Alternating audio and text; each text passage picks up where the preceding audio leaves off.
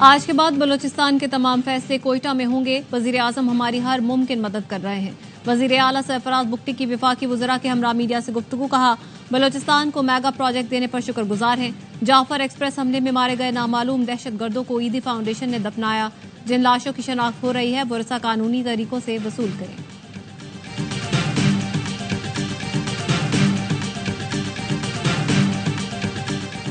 कौमी सलामती कमेटी इजलास में किसी नए ऑपरेशन की बात नहीं हुई। नेशनल एक्शन प्लान पर मिनोअन अमल दरामद कराया जाएगा।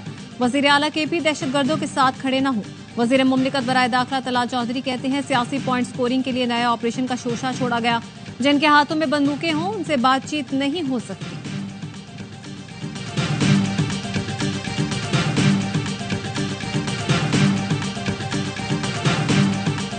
रावलपिंडी की मुगल मार्केट के करीब सीटीडी की कार्रवाई। थाना I9 पर हमले में मुलव्वस फितना अल खवारिज के 2 दहशतगर्द गिरफ्तार। दस्ती बम और बारूदी मवाद बरामद। तर्जुमान सीटीडी का कहना है कि हमजा और रोमान अफगानिस्तान में फितना अल खवारिज के अहम कमांडर से राब्ते में थे। रावलपिंडी और इस्लामाबाद के हसास मकामात की रैकी कर चुके थे।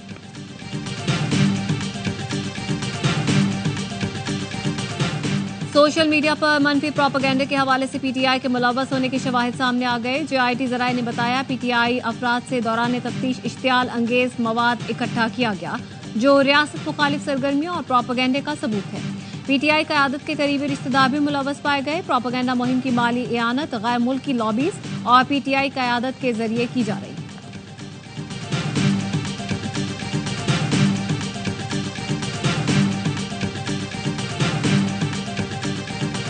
सोशल मीडिया पर मनफी प्रोपेगेंडे की तहकीकात। जेआईटी ने बानी पीटीआई की बहन समेत 17 अफराद को कल दोबारा तलब कर लिया। अलीमा खानम, फिरदौस शमीम, खालिद खुर्शीद, असलम इकबाल, हमाद अजहर, ऑन अब्बास, शेख वकास अकरम और दीगर को नोटिस जारी। अलीमा खानम गुज़श्ता रोज भी जेआईटी के सामने पेश हुई थी।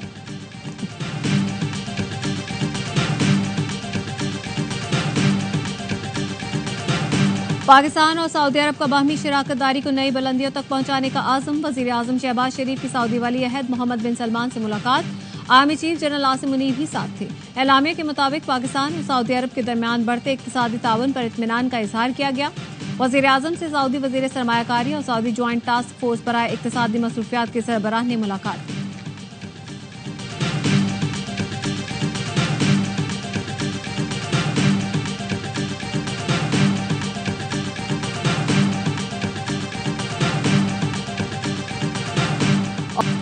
मुस्तफा आमिर कत्ल केस के मरकजी मुलजिम अरमगान के वालिद कामरान कुरैशी को गिरफ्तार कर लिया गया। एबीसीसी पुलिस का कहना है, मुनशियात फरोश कामरान असगर कुरैशी को गिजरी में बंगले से पकड़ा गया। मुलजिम से 200 ग्राम आइस और गैर कानूनी असलहा बरामद हुआ। मुनशियात और गैर कानूनी असलहा रखने की दफात के तहत मुकदमा दर्ज, मजीद तफ्तीश जारी।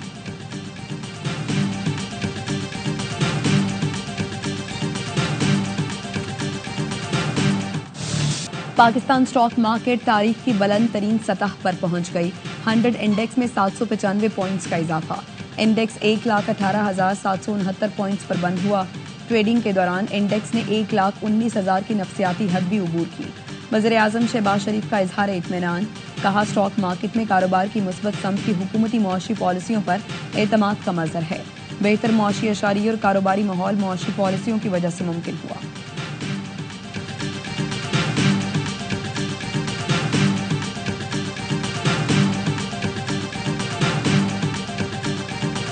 जब इस नासूर से दो चार है तो उसका हाल तो यही है कि सारे लोगों में इत्तेफाक हो, एक ही बयानिया हो। दहशतगर्दी चाहे वो पीके में है, चाहे वो बलूचिस्तान में, वो पाकिस्तान की दहशतगर्दी है। हुकूमत की तरफ से जिद्दी का इजहार बिल्कुल नहीं किया गया, बल्कि दिफा जिस वक्त असम्बली में उठे तो उन्होंने उल्टा उसने पाकिस्तान तहरीक इंसाफ पे तनकीद शुरू। दहशतगर्दी के नासूर से निपटने के लिए सबका एक बयानिया जरूरी है। हुकूमत ने गैर संजीदगी दिखाई। वजीर दिफा ने भारत के बजाय पीटीआई पर तनकीद की। चेयरमैन पीटीआई बैरिस्टर गौहर कहते हैं, हमें दहशतगर्दी के खिलाफ सख्त इकदाम करना होंगे। बैरिस्टर सैफ का कहना है, टैक्स चोर और करप्ट लोग कभी भी कौमी यकजहती में कामयाब नहीं हो सकते। शरीफ खानदान का फर्जंद हसन नवाज तो बैनुल अक़वामी सतह पर भी टैक्स चोर साबित हो रहा है।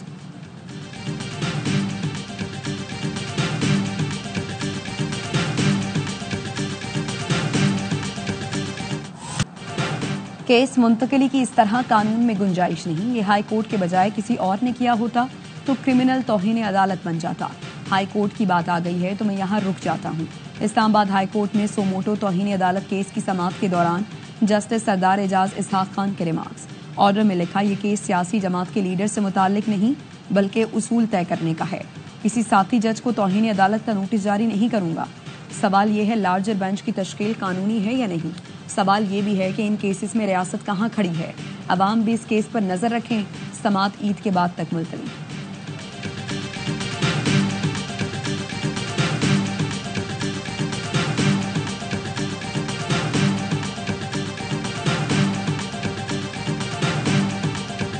Not going to comment on the internal frameworks of another country. Regarding his intentions and actions, you can reach out to the White House, but I do think that President Trump has made it clear that, as has Secretary Rubio, that we care about the planet, we care about our neighbors, we care about what's happening on the globe. तर्जुमान अमरीकी महकमा खारजा का बानी PTI से मुतालिक सवाल का जवाब देने से इनकार। टेमी ब्रूस ने मीडिया ब्रीफिंग में कहा, दूसरे मुल्क के अंदरूनी मामलात पर बात नहीं होगी, मामले पर चाहे तो व्हाइट हाउस से पूछ लें। बताया, सदर ट्रंप और ज़ेलेंस्की के दरमियान फोन पर गुफ्तगू शानदार रही। यूक्रेन के सदर ने अमन के लिए कोशिशों पर सदर ट्रंप का शुक्रिया अदा किया।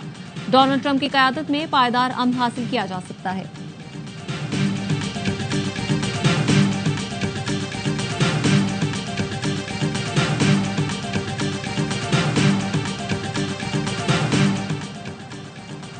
अमरीका की जानिब से पाकिस्तान पर वीज़ा पाबंदियों की खबरों में कोई सच्चाई नहीं। तर्जुमान दफ्तर खारजा शफकत अली खान कहते हैं, अमरीकी महकमा खारजा भी इस कयास आराई करार दे चुके हैं।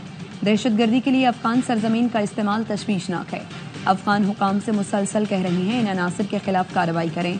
भारत ने जाफर एक्सप्रेस पर हमले की मजम्मत नहीं की। भारत का पाकिस्तान में दहशतगर्दी में मुलव्वस होना वाज़ेह है। इसराइल से मुताल्लिक पाकिस्तान की पॉलिसी नहीं बदली। पाकिस्तानियों के इसराइल जाने से मुताल्लिक कोई मालूमात नहीं, तफसीलात जमा कर रही हैं। गजा पर इसराइली हमलों की मजम्मत करते हैं।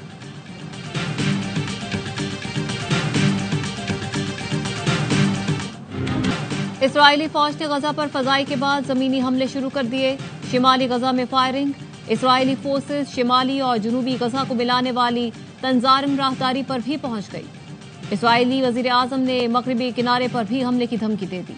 इसराइली वजीर दिफा का कहना है, गजा वालों के लिए आखिरी वार्निंग है, यरगमाली वापस करें और हम्मास को इक्तदार से हटाएं। हम्मास ने गजा में इसराइली हमलों को जंगबंदी मुआहदे की संगीन खिलाफ वर्जी करार दिया। रात से जारी हमलों में 37 फलस्तीनी शहीद।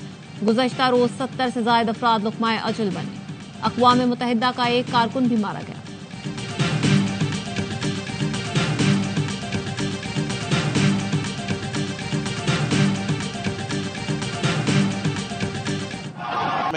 पीपल्स पार्टी बिलावल भुट्टो जरदारी साहब की होते हुए सिंध को किसी से खतरा नहीं है, कोई कैनाल नहीं बनेगी। प्रेसिडेंट ऑफ पाकिस्तान आसिफ अली जरदारी साहब कैटेगोरिकली का कि वफाक यूनिलैटरल डिसीजंस ले रही है, उन यूनिलैटरल डिसीजंस को एक्सेप्ट नहीं किया जाएगा। बिलावल भुट्टो के होते हुए सिंध को किसी से खतरा नहीं, कोई कैनाल नहीं बनेगी। सदर जरदारी कह चुके कि हुकूमत के यकतरफा फैसले कबूल नहीं करेंगे। तर्जुमान सिंध हुकूमत अरसलान शेख कहते हैं, पीपल्स पार्टी उन तमाम मंसूबों की मजम्मत करती है। एहतजाज हो रहा है, आए मिलकर उस पर मुहिम चलाएं।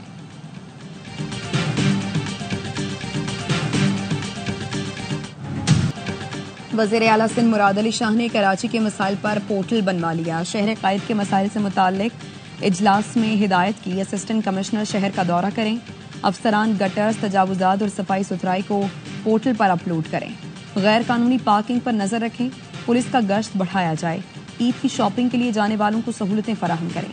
स्ट्रीट लाइट्स, ट्रैफिक मैनेजमेंट और सिक्योरिटी यकीनी बनाएं। शहर की अहम मार्केट्स को खूबसूरत बनाया जाए।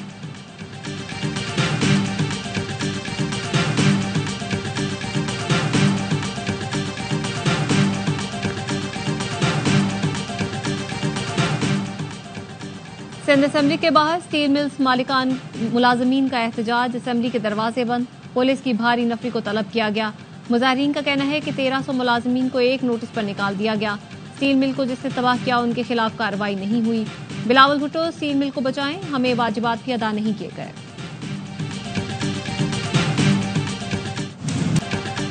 कराची वालों के लिए बिजली की कीमत में कमी का इम्कान के इलेक्ट्रिक की 4 रुपये 84 पैसे फी यूनिट कमी की दरखास्त पर फैसला महफूज। नेपरा में जनवरी की फ्यूल एडजस्टमेंट की दरखास्त पर समाअत। नेपरा अथॉरिटी अदाद-ओ-शुमार का जायजा लेकर फैसला जारी करेगी।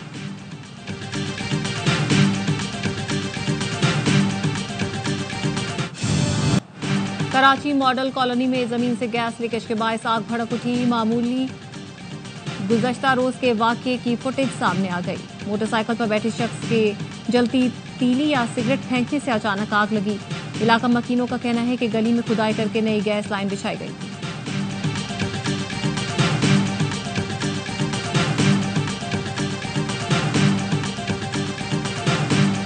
टीम यंग जरूर है, लेकिन मोटिव तो वही है कि सीरीज जीतनी है। आई नो कि 2 टफ मैचेस चले गए, but I think potential in youngsters का वो सामने आए। 1-2 चेंजेस करेंगे। जो यंगस्टर्स हैं इनका मकसद ही ये था, इन टफ कंडीशंस में जो परफॉर्म करेगा वो फिर लंबा जाएगा।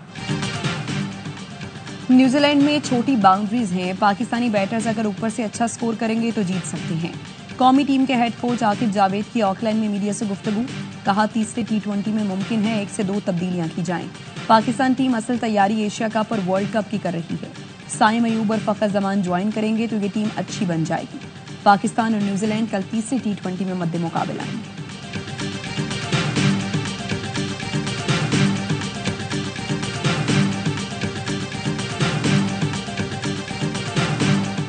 आईसीसी चैंपियंस ट्रॉफी जीतने वाली भारतीय टीम के लिए बड़ी इनामी रकम का ऐलान। बीसीसीआई ने टीम के लिए 58 करोड़ यानी 1 अरब 88 करोड़ से ज्यादा पाकिस्तानी रुपयों में इनामी रकम का ऐलान किया।